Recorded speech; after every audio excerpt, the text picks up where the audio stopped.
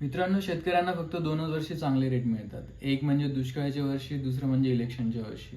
दुष्काळाच्या वर्षी जेव्हा ओला किंवा कोरडा दुष्काळ असतो तेव्हा शेतकऱ्यांना चांगले रेट मिळतात. कारण आपण समजू शकतो की सप्लाय चेनमध्ये प्रॉब्लेम आहे. तो सप्लाय कमी पडतो, डिमांड तीच राहते, म्हणून चांगले रेट मिळतात. पण दुसरं जे इलेक्शनच्या वर्षी जे रेट मिळतात ते चांगले रेट कसं काय मिळतात? जेव्हा सप्लाय वगैरे सगळा ठीक असतो, डिमांड पण तेवढीच असते, पण याचं कारण आहे की जेव्हा गव्हर्नमेंट कंट्रोल करतं सगळ्या शेतकऱ्यांच्या रेटला. पण प्रश्न हा आहे की जर इलेक्शन इयरला चांगले रेट मिळतात तर शेतकरी हा प्रश्न सरकारला का नाही विचारत की इतर वर्षी त्यांना चांगले रेट का नाही मिळत? कारण हे सगळं जेवढ्या पॉलिसीज गव्हर्नमेंटने केल्या आहे ते भाव कंट्रोल करण्यासाठी, जे रूल्स अँड रेग्युलेशन्स आहेत ते दर जे आहेत शेतीमालाचे ते सरकारच्या कंट्रोलमध्ये आहेत.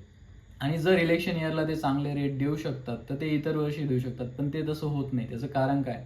तर कारण हे आहे की सरकारला शेतमालापासून जास्त काही उत्पन्न येत नाही, कारण ते GST मध्ये इन्क्लूड होत नाही. जर शेतीमाल हा GST मध्ये इन्क्लूड केला आणि सरकारला त्यात रेव्हेन्यू दिसला तर कदाचित दरवर्षी शेतकऱ्यांना थोडे चांगले रेट मिळू शकतात. फॉर एक्झाम्पल, कारण तुम्ही जर बघाल RBIचं जे इन्फ्लेशन म्हणजे जिथं महागाई कंट्रोल होते त्याचे जे रूल्स आहेत ते 4 to 6% मध्ये कंट्रोल करण्याचा प्रयत्न असतो. त्याच्यात जेवढेही घटक आहेत, कन्स्ट्रक्शन, रिटेलमधले वस्तू, ज्या गोष्टी विकल्या जातात, कार्स, मॅन्युफॅक्चरिंगच्या सगळ्या गोष्टी, यांच्यामध्ये एकच असा फॅक्टर आहे जो GDP मध्ये कॉन्ट्रीब्यूट करणारा शेतीमाल, ज्याच्यावर सरकारला उत्पन्न भेटत नाही, ज्याच्यावर GST नाही आहे.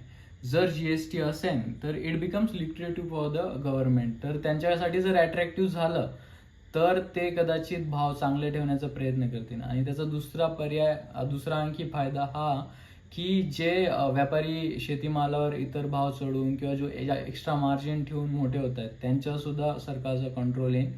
तर GST हा एक खूप मोठा पर्याय आहे, पण कदाचित त्याला भरपूर संघटना वगैरे विरोध करतील. कारण शेतकरी संघटना बऱ्याचशा फक्त तोडापाण्याचंच कामं करतायत. त्यांच्याने शेतकऱ्यांचं खूप मोठं भलं झालं असं तर काही नाही झालं.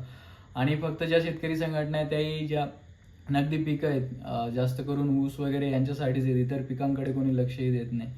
तर शेतकऱ्यांना जर भाव हवा असेल, MSP ऐवजी त्यांना चांगल्या रेट मिळाला पाहिजे. आणि त्या रेटसाठी जर जे GSTच्या अंडर आले तर कदाचित शेतकऱ्यांना चांगला भाव भेटेल. तुम्ही जर बघाल शेतीच्या ज्या इतर गोष्टी आहेत, जसं फर्टिलायझर्स आहे म्हणजे खत, बियाणे, ट्रॅक्टर वगैरे जेही शेतीमालाला लागतं, त्या सगळ्या गोष्टींचे भाव वाढले महागाईनुसार. सरकारने त्यांच्या भाव वाढवले कारण सरकारला त्या प्रोडक्शनवर पण काही इन्कम आहे, त्यांना GST मिळतो.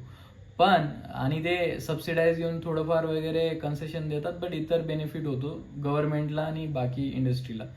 पण शेतीमालावर कुठलाही GST नाही तर त्यांना ते बेनिफिट मिळत नाही. आणि ते APMC किंवा इतर जे ऍक्ट आहेत त्यांच्या थ्रूच विकायला लावतात, त्यांना तिथं टॅक्सेशन मिळतं, पण ते खूप निग्लिजिबल असतं.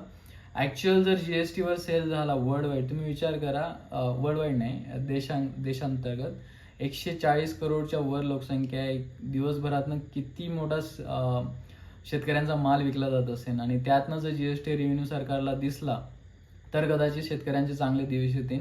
हा एकच पर्याय उरतो. दुसरा पर्याय आहे की सप्लायमध्ये जर कमी झाली, सप्लायमध्ये एकच कंडिशनमध्ये कमी होऊ शकते, जेव्हा अर्धे शेतकरी शेती सोडतील, जे आपल्या भारतात होणं शक्य नाही. कारण भारतात शेती हा बिझनेस नाही तर जीवन पद्धती आहे. त्यामुळे GST हा तरी मला चांगला पर्याय आणि सोल्युशन दिसतंय. गव्हर्नमेंटने कदाचित याबद्दल विचार करावा. थँक्यू.